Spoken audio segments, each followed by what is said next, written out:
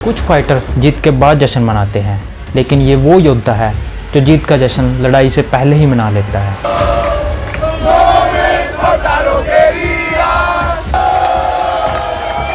वो लड़ाई से पहले ही भविष्यवाणी कर देता है कि वह फाइट में क्या करने वाला है। I'm gonna put his lights out. You're gonna see the fastest knockout in the UFC history. I'm gonna knock him out in the first round. फिर वह उसी भविष्यवाणी को हकीकत में बदल देता है। लगातार 3 सबसे खतरनाक चैंपियंस को नॉकआउट कर गिराने वाला योद्धा।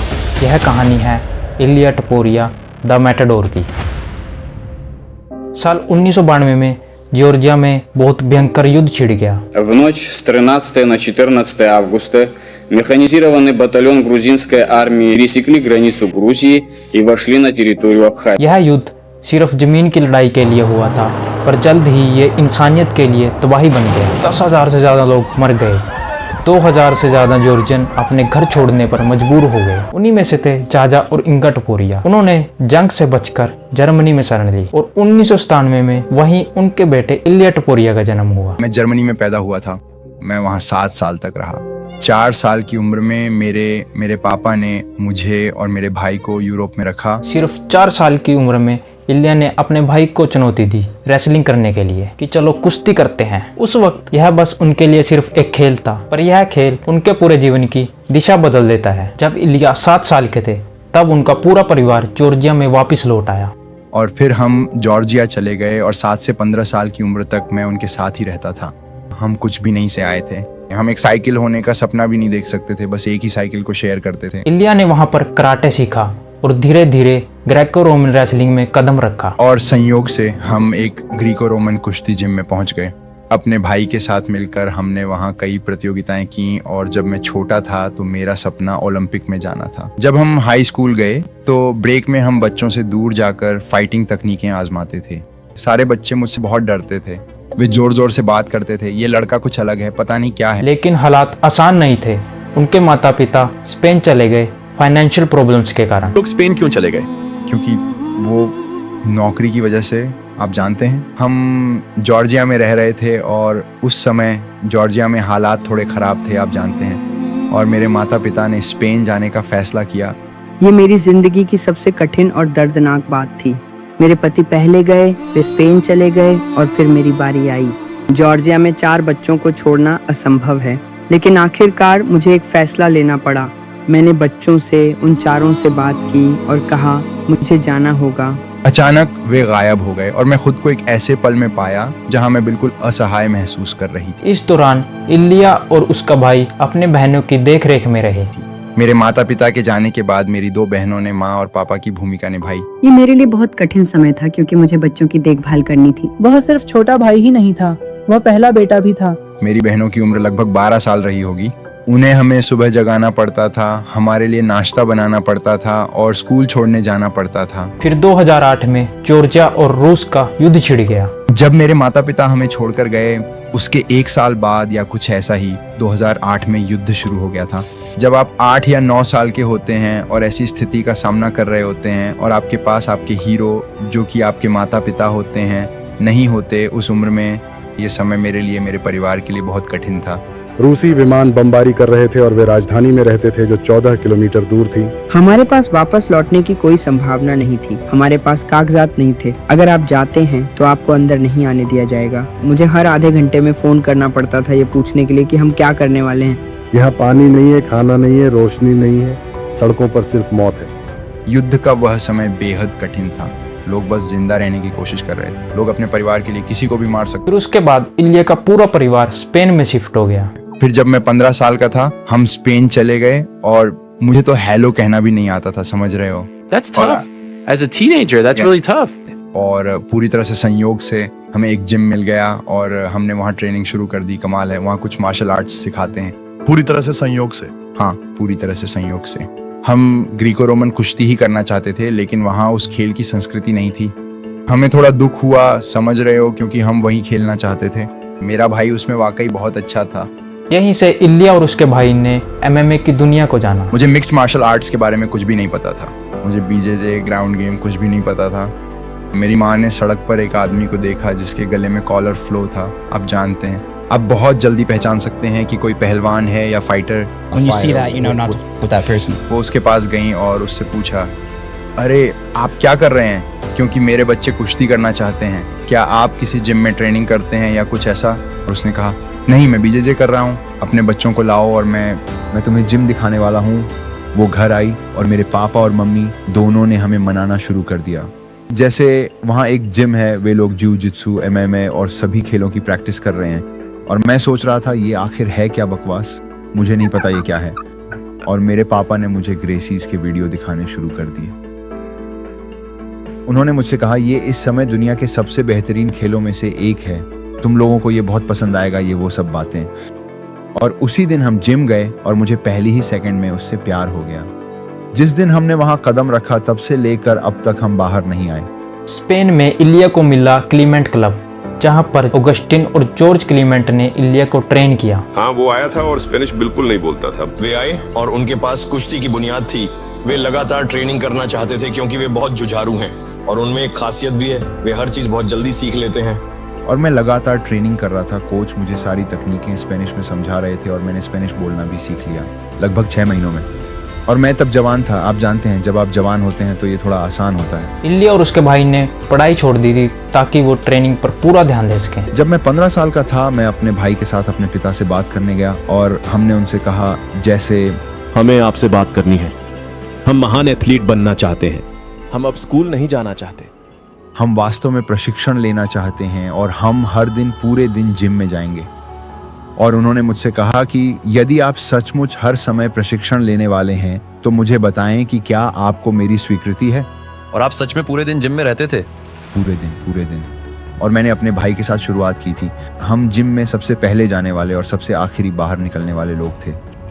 तो हम हर दिन पूरे दिन पढ़ाई कर रहे थे, जैसे कि हम पूरी तरह से जुनूनी थे। हम जैसे जूलियो सीजर, शावेज के सारे वीडियो देखते थे, सब कुछ, सारी तकनीकें अभ्यास करते थे। और फिर हम पूरे दिन ड्रिलिंग कर रहे थे, सारी drilling, single legs, double legs, पता नहीं, cage work, boxing, kick boxing, कोहनी, घुटने, पता नहीं जो भी था। इलिया की दूसरी एमेच्योर फाइट तब हुई जब दर्शकों में बैठे थे मशहूर अर्नोल्ड बॉडी बिल्डर। जब मैं 17 साल का था, उन्होंने एक प्रतियोगिता करवाई थी जिसका नाम था अर्नोल्ड फाइटर्स। आप जानते हैं, वो एक प्रतियोगिता थी। और जब मैं प्रतियोगिता में गया, मेरी फाइट सबसे पहली थी। आप जानते हैं, यहाँ अलग अलग खेलों के सभी लोग एक साथ इकट्ठा होते हैं एक ही जगह पर। तो ये वाकई शानदार है कि अलग अलग खेलों के सभी एथलीट्स यहाँ एक साथ आते हैं। और जब मैं फाइट शुरू करने वाला था, अर्नोल्ड केज के पास आए, आप जानते हैं, और उन्होंने सिर्फ मेरी फाइट देखी। वाह, वो आदमी वहां सिर्फ 10 मिनट के लिए था और उन 10 मिनटों में वह मेरी पेट की तरफ देख रहा था।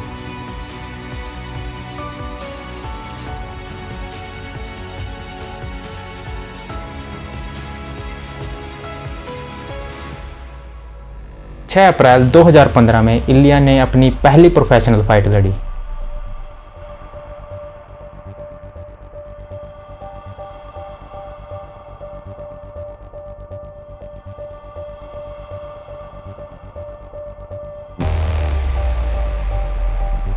और फिर सिर्फ 1.5 महीने बाद इलिया ने अपनी सेकंड फाइट सिर्फ 63 सेकंड में सबमिशन से जीती।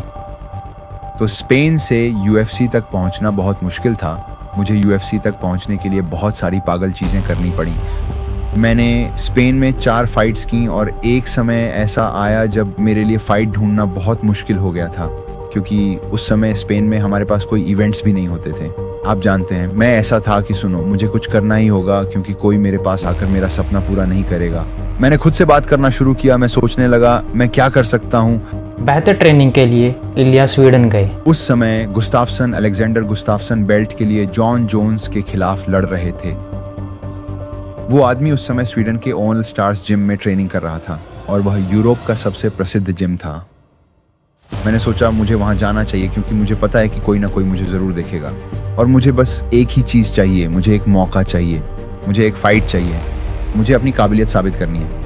फिर मेरे सामने दूसरी समस्या थी कि मेरे पास यात्रा करने के लिए पर्याप्त पैसे नहीं थे, क्योंकि स्पेन से स्वीडन जाने और वहाँ 2 हफ्ते 3 हफ्ते या जितना भी रुकना हो उसके लिए पैसे चाहिए होते हैं। तो मैंने, पता नहीं, जब मैं 18 साल का था तो पागलपन वाली चीज़ें की और 4 काम किए। आप जानते हैं, वो 4 काम कौन से थे? एक तो कैशियर का था, सही है, सेरा डिवारियोज में। हाँ, मैं एक और जिम में ग्रैपलिंग की क्लासेस भी लेता था। मैं बीच पे भी काम करता था, हाँ। और मैं वीकेंड्स पर सिक्योरिटी का काम करता था। ओह वाह। मैं अपनी पहली ट्रेनिंग पर गया। मैंने ट्रेनिंग खत्म की और जो आदमी उस समय सबका प्रतिनिधित्व कर रहा था, और असल में वो अभी भी कमजात का मैनेजर है, कमजात चिमाएव का। आप जानते हैं, जैसे ही मैंने ट्रेनिंग खत्म की वो मेरे पास आया और मुझसे पूछा, क्या तुम्हारा कोई मैनेजर है? मैंने कहा नहीं। तो उसने पूछा, क्या तुम चाहते हो कि मैं तुम्हारा प्रतिनिधित्व करूं? और मैंने कहा इसीलिए तो मैं यहाँ आया हूँ। 1 सप्ताह बाद उसने मुझे फ़ोन किया, मेरे पास तुम्हारे लिए एक लड़ाई है। मैंने फिनलैंड में लड़ना शुरू किया। मैंने उसे पहले राउंड में ही ख़त्म कर दिया।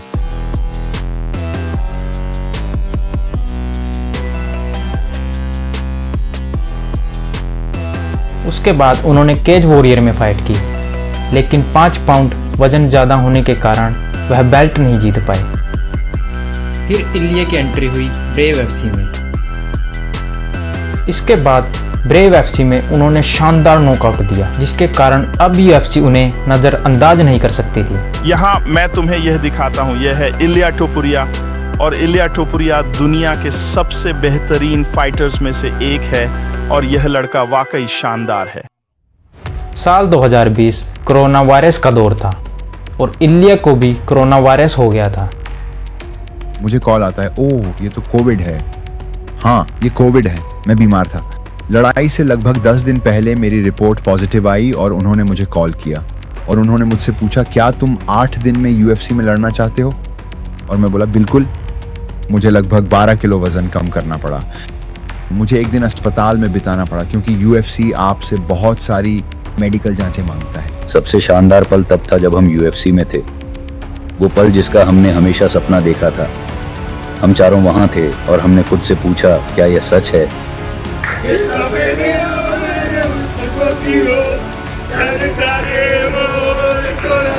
इलिया ने लगातार 3 मुकाबले लड़े और तीनों में नॉकआउट दिया।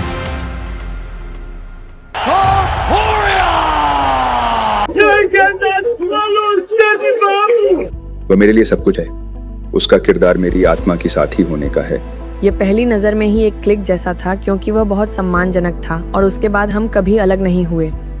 उसका नाम उगो टोपुरिया है। वह 3 साल का है। मैं उसे वह जिंदगी दूंगा जो मुझे कभी नहीं मिली।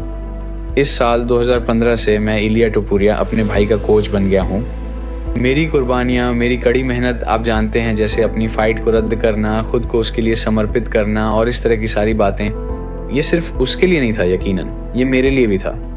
अगर आपका भाई आपसे बेहतर है तो ऐसा लगता है, ओह मैं उसके लिए बहुत खुश हूँ और मैं ये सुनिश्चित करने के लिए सब कुछ करूँगा कि एक दिन लोग कहेंगे इलिया सबसे महान। यही मैं चाहता हूँ, यही मेरा लक्ष्य है और अभी भी मेरा लक्ष्य है। मैं जो कुछ भी करता हूँ वह अपने परिवार के लिए करता हूँ। इसके बाद इलिया की फाइट होनी थी जय हर्बर्ट के साथ, लेकिन उसी दौरान इलिया का झगड़ा हुआ पैडी पिम्बलेट के साथ। मैं पूरी तरह से उसके पीछे था, तो मैं ऐसा था, क्या हो रहा है दोस्त? उसने मुझे देखा और उसकी पैंट में ही गंदगी हो गई। उसने अपना हाथ मेरी तरफ झटका और वो सोच रहा था क्या अब घूंसा मारना। उसी पल मैंने सोचा, नहीं, मैं तुम्हारे सिर पर हाथ नहीं तोड़ने। तो मुझे इस वीकेंड पैसे मिलने वाले हैं।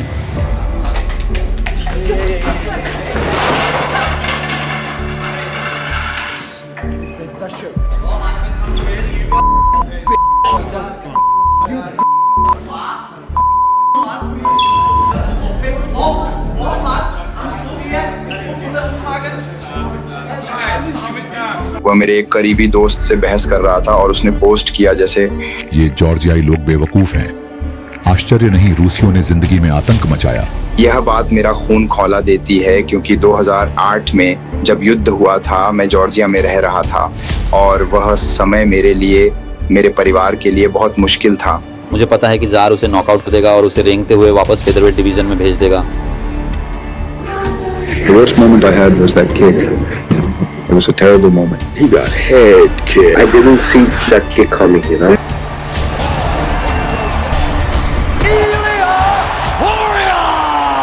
UFC 282 के कार्ड पर इलिया और पैडी की फाइट थी, लेकिन अलग अलग फाइटर के साथ।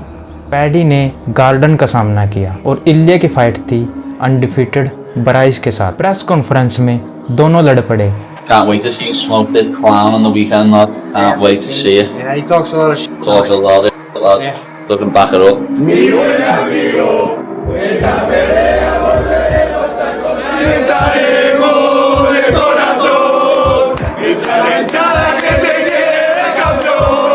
तुम वाइन पीते हो, हाँ, जबकि तुम वजन घटा रहे हो। हाँ, तुम अकेले ऐसे इंसान हो जिसे मैंने देखा है जो पीता है, मतलब ठीक वजन करने से पहले, है ना? हम माहौल बदल देते हैं, समझे? हाँ, हम लड़ाई के बारे में नहीं सोचते, बस जश्न मनाते हैं। हाँ।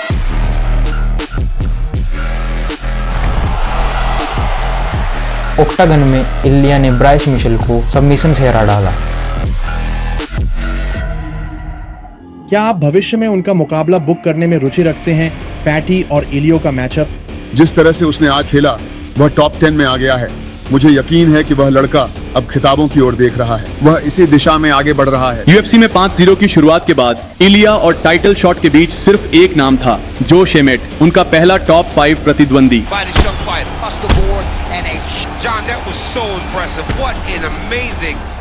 इसके बाद इलिया ने अलेक्जेंडर वोल्कानस्की को कॉल आउट किया। मैंने एक बार फिर दिखा दिया कि मेरी कौशल की बराबरी कोई नहीं कर सकता। बिना किसी शक के अगला नंबर मेरा ही है। मैं वही चाहता हूं जो मेरा हक है, यानी UFC बेल्ट को नंबर 1 बनकर जीतना, और मैं चाहता हूं कि एलेक्स उस बेल्ट का बचाव करे। तो क्यों ना इसका पूरा फायदा उठा लिया जाए, है ना? उड़ जाओ। लेकिन ये बहुत अच्छा लग रहा है। हाँ, तुम्हें अभी पहन ही लेना चाहिए, पहन लो, अभी पहन लो। मैं कुछ तस्वीरें लेने वाला हूँ। हाँ, तस्वीरें ले लो, क्योंकि बाद में तुम्हारे पास नहीं होगी। वोल्कानस्की फेदरवेट डिवीजन का सबसे खतरनाक फाइटर था, जिसे आज तक कोई फाइटर हरा नहीं पाया था। इलिया अपनी जुबान चला रहा था। अगर वो आगे बढ़ना चाहता है तो मैं उसे दिखा दूंगा कि क्या है, और उसे भी कुचल दूंगा। वो बहुत बकवास बोल रहा है। यहाँ स्तर होते हैं, मेरे पास ये है और मेरे पास वह है। यहाँ स्तर हैं और फिर मैं हूँ। मैं उसे हर जगह हावी होकर दिखाऊंगा। मैं उसे पंचिंग बैग की तरह बना दूंगा। तुम देखोगे, मैं करने वाला हूँ। मैं 17 फरवरी को डांस करूंगा। वह महान लोगों में से एक है। को मुझे बिल्कुल फर्क नहीं पड़ता कि कौन मुझ पर विश्वास करता है और कौन नहीं। मुझे सिर्फ एक ही इंसान चाहिए जो मुझ पर विश्वास करे, वो मैं खुद हूँ, और मैं करता हूँ। इस बंदे के बारे में क्या ख्याल है? कॉनर मैकग्रेगर जैसा बनने की कोशिश कर रहा है ना? इलिया इतने आत्मविश्वासी थे कि उन्होंने अपने इंस्टाग्राम बायो में पहले ही लिख दिया था 15-0 फाइट से पहले ही। आप जानते हैं, किसी को तो अपनी इंस्टाग्राम बायो पर जाकर उसे खुद ही बदलना पड़ेगा। तो सोचिए कितना विनम्र अनुभव होगा ये। क्या आपको लगता है कि अगर आप एलेक्स को हरा देते हैं, जब आप उसे हरा देंगे तो क्या तुरंत रीमैच होगा? जिस तरह से मैं उसे हराने वाला हूँ, उन्हें तो मुझसे रीमैच के बारे में पूछने की जरूरत ही नहीं पड़ेगी। वाह, मुझे विश्वास है कि उसे एक सबक सिखाया जाएगा, शायद थोड़ा विनम्र भी किया जाएगा। शायद वह अच्छा लड़का है, लेकिन वह निश्चित रूप से आत्मविश्वासी है। मैं कहूँगा थोड़ा घमंडी भी है। कुछ लोग कह सकते हैं कि वह थोड़ा भ्रमित है, मैंने खुद भी ऐसा कहा है। उसके पास वही आत्मविश्वास है जो चैंपियनशिप वाले लोगों में होता है, जब वे जानते हैं कि वे सबसे अच्छे हैं, भले ही वे अभी सबसे अच्छे न हों। उसे पहले से ही पता था कि वह सबसे अच्छा है। वह सचमुच उस डिवीजन के अब तक के सबसे बेहतरीन फाइटर से लड़ रहा है, और वह सबको बता रहा है, मैं इस बंदे को 2 राउंड के अंदर ही धूल चटा दूंगा। इलिया पहले ही, क्या वह अपने बारे में पहले से ही कोई डॉक्यूमेंट्री बना रहा है? हम एक फिल्म रिकॉर्ड कर रहे हैं। हम इस फिल्म को दिखाएंगे जब मैं UFC वर्ल्ड चैंपियन बन जाऊंगा। ठीक है, तो ये फिल्म तुम्हारे बेल्ट जीतने के सफर के बारे में है? बिल्कुल सही, यकीनन।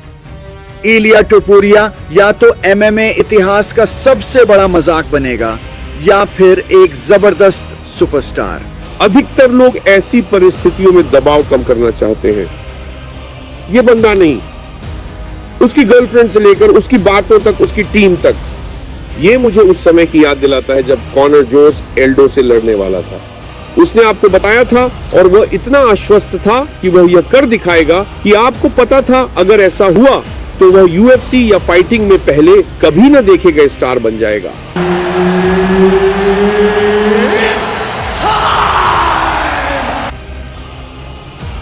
और फिर इलिया ने अलेक्जेंडर वोल्कानस्की को फाइट में नॉकआउट कर दिया, और पूरी दुनिया हैरान रह गई कि ये क्या हुआ।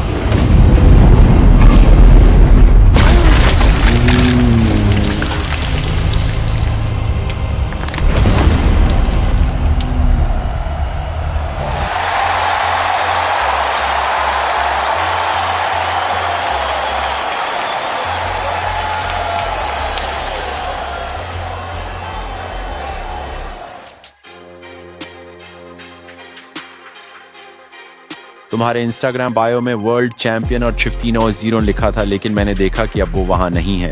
क्या कोई खास वजह है अब वहाँ कोई कोट लिखा है? हाँ, क्योंकि अभी इस फाइट से पहले मेरा लक्ष्य UFC वर्ल्ड चैंपियन बनना था। अभी मैं UFC वर्ल्ड चैंपियन हूँ, तो अब मेरे लक्ष्य बदल गए हैं। अब मैं एक लीजेंड बनना चाहता हूँ। मैं बस इतिहास लिख रहा हूँ। अब समय है, अब लीजेंड लिखने का समय है। इसके बाद UFC के इतिहास में बेस्ट बॉक्सर मैक्स होलोवे ने इलिया टोपुरिया को ललकारा। मैक्स होलोवे की एक खासियत है कि वह हर फाइट के लास्ट के 10 सेकंड में ऑक्टागोन के बीच में खड़ा होकर फाइट को लड़ता है। अब तुम ही असली आदमी हो, मतलब जो भी अगला पेपर व्यू तुम्हारा होगा, वाह, वो बहुत बड़ा होने वाला है। तुम और इलिया की फाइट तो पागलपन होगी। क्या हाल है सब लोग? मैं एक और फाइट अनाउंसमेंट के साथ वापस आया हूँ। एडी हार्ट एरिना और फाइट आइलैंड अबू धाबी से लाइव UFC 308 का मेन इवेंट। अजय लाइटवेट चैंपियन इलिया टोपुरिया अपनी पहली टाइटल डिफेंस के लिए दिग्गज और BMF मैक्स होलोवे के खिलाफ उतरेंगे। लेकिन इलिया ने मैक्स होलोवे को जवाब दिया कि वह फाइट के आखिरी 10 सेकंड में नहीं, बल्कि पहले 10 सेकंड में ऑक्टागोन के बीच में खड़ा होकर उससे फाइट करेगा। हम पहले से जानते हैं कि वर्ल्ड चैंपियन कौन है। हम ये भी जान लेंगे कि मैं भी BMF हूँ। मैं ऑक्टागन के बीच में पहले 10 सेकंड में वहाँ रहूँगा। मैं UFC के इतिहास के सबसे रोमांचक पहले सेकंड देना चाहता हूँ। मैं UFC के इतिहास की सबसे बड़ी फाइट नहीं चाहता, क्योंकि इसका मतलब है कि वो मुकाबला कड़ा था, वो बहुत ही कड़ा मुकाबला था। मैं लोगों पर दबदबा बनाना चाहता हूँ, मैं लोगों को कुचलना चाहता हूँ, और यही मैं मैक्स के साथ करने वाला हूँ। तो मैं उसे आसान दिखाऊंगा। क्या आपको पूरा भरोसा है कि आप मैक्स होलोवे को नॉकआउट कर देंगे सिर्फ इसलिए क्योंकि आप इलिया टोपुरिया हैं, लेकिन Jeremy Stephens, Yair Rodriguez, Alexander Volkanovski, Conor McGregor, Dustin Poirier, Justin Gaethje, इनमें से कोई भी उसका नाम नहीं ले सका? इलिया टोपुरिया, इलिया अलग है। मैंने कहा था मैं खेल में क्रांति लाता हूँ।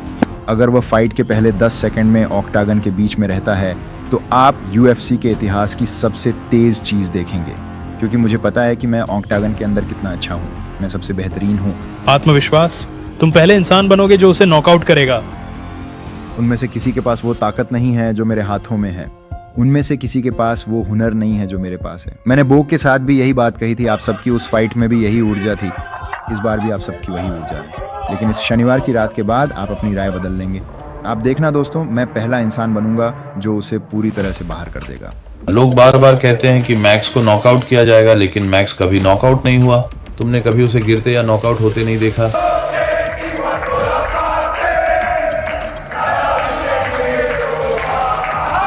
और जब फाइट हुई, इलिया ने मैक्स होलोवे को मौका दिया पहले 10 सेकंड के लिए ऑक्टागोन के बीच में फाइट करने का, लेकिन मैक्स होलोवे ने उसे मना कर दिया। फिर इलिया ने मैक्स होलोवे को थर्ड राउंड में नॉकआउट कर दिया और पूरी दुनिया फिर से दंग रह गई, क्योंकि ये आज तक UFC के इतिहास में कोई नहीं कर पाया था।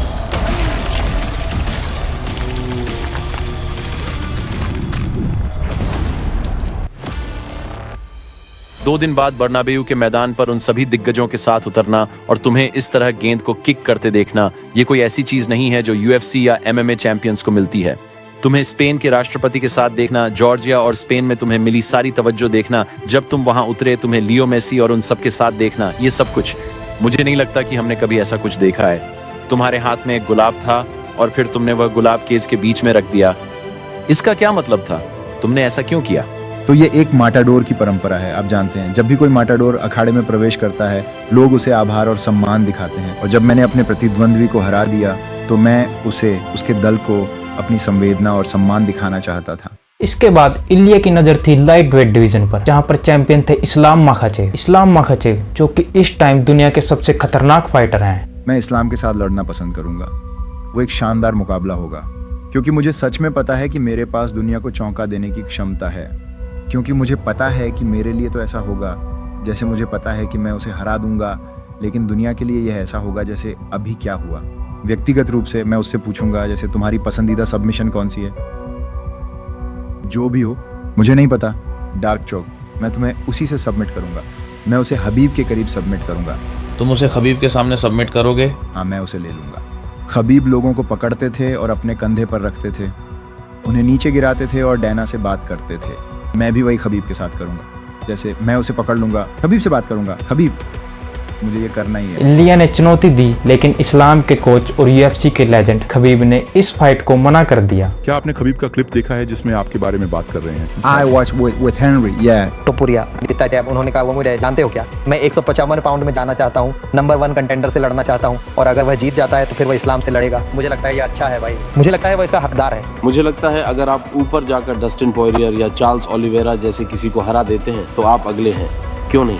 क्योंकि वहाँ कोई नहीं है। तो क्या आपको नहीं लगता कि अभी इलिया 125 पाउंड में मौका पाने का हकदार है? 155 में लड़े बिना? हाँ। बिना लड़े नहीं, मैं सहमत नहीं हूँ, क्योंकि इस्लाम पहले ही मौका दे चुका है। और लोग बुरा बोलते हैं जैसे कि ओह उसने 2 बार वोल्कानोव्स्की से लड़ाई की, लेकिन यूएफसी ने इस फाइट को आगे बढ़ाया और पहली फाइट अच्छी थी। लेकिन इस्लाम को 145 चैंपियन को 3 बार मौका क्यों देना चाहिए? क्यों? ये 155 पाउंड के लिए सही नहीं है। सही है, सही है। लेकिन अगर वो ऊपर जाता है और चार्ल्स ओलिवेरा जैसे किसी को हरा देता है तो बिल्कुल। आप जानते हैं मैं क्या सोचता हूँ? हाँ। मुझे लगता है वह उसे हरा सकता है। हाँ। वह उसे हरा सकता है। मुझे चार्ल्स पसंद है, मुझे ऐसा लगता है। मुझे लगता है इलिया उसे हरा सकता है। अभी मेरे दिमाग में 2 नाम हैं और हम सारी ट्रेनिंग इन्हीं 2 नामों पर केंद्रित करते हैं, वो हैं चार्ल्स और इस्लाम। अगर वो कहता है कि तुम्हें चार्ल्स से लड़ना है? हाँ, अगर वह कहता है कि मुझे चार्ल्स से लड़ना है तो मैं पहले से ही तैयार हूँ। इलिया का अगला मुकाबला हुआ लाइट वेट डिवीजन के एक खतरनाक फाइटर से, चार्ल्स ओलिवेरा। उसने वोल्क होलोवे को नॉकआउट किया और अब वह लाइट वेट में ऊपर जा रहा है और वह पूर्व लाइट वेट चैंपियन और नंबर 2 रैंक वाले चार्ल्स ओलिवेरा का सामना करेंगे, जो खाली पड़ी लाइट वेट टाइटल के लिए होगा। मुझे पता है कि उसके पास यूएफसी इतिहास में सबसे ज्यादा फिनिशेस हैं, लेकिन जैसा कि मैंने कहा, मुझे लगता है कि मैं हर मामले में उससे कहीं बेहतर हूँ। उसने जिन लोगों से लड़ाई की है उनमें से कोई भी इलिया टोपुरिया नाम का नहीं है। उसने कभी उस मॉडल का सामना नहीं किया। वो कुछ बिल्कुल अलग महसूस करेगा जो उसने अपने किसी भी पिछले प्रतिद्वंद्वी के साथ नहीं महसूस किया, और वो ये बात लड़ाई के पहले ही सेकंड से महसूस करेगा। इलिया ने कहा कि वह चार्ल्स को पहले ही राउंड में नॉकआउट कर देगा। कैसा रहेगा? चार्ल्स के खिलाफ पहले राउंड में फिनिश करते हैं तो आपकी विरासत के लिए क्या मायने रखता है? ये किस तरह का संदेश देता है? वह निश्चित रूप से जीतना चाहता है।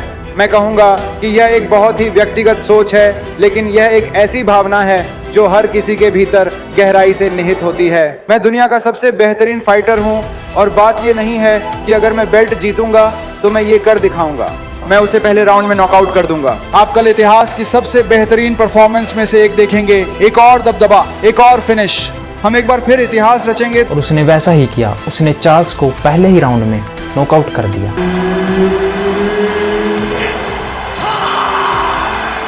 मैंने पहले ही कहा था, मैं मिक्स्ड मार्शल आर्ट्स की नई पीढ़ी का प्रतिनिधित्व करता हूं। यह खेल का अगला स्तर है, यह अगली चीज है, और यही मैं दर्शाता हूं।